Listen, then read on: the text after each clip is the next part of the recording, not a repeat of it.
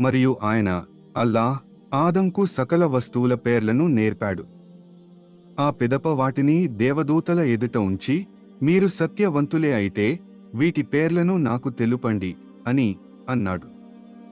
వారు దేవదూతలు, నీవు సర్వ లోపాలకు అతీతుడవు, నీవు తెలిపినదే తప్ప మాకు మరేమీ తెలియదు, నిశ్చయంగా నీవే సర్వజ్ఞుడవు, మహా వివేకవంతుడవు అని అన్నారు.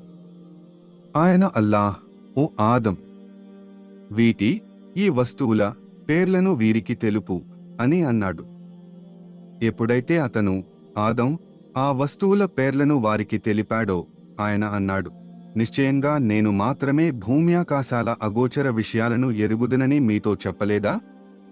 మరియు మీరు ఏది బహిర్గతం చేస్తారో మరియు ఏది దాస్తారో కూడా నాకు బాగా తెలుసు.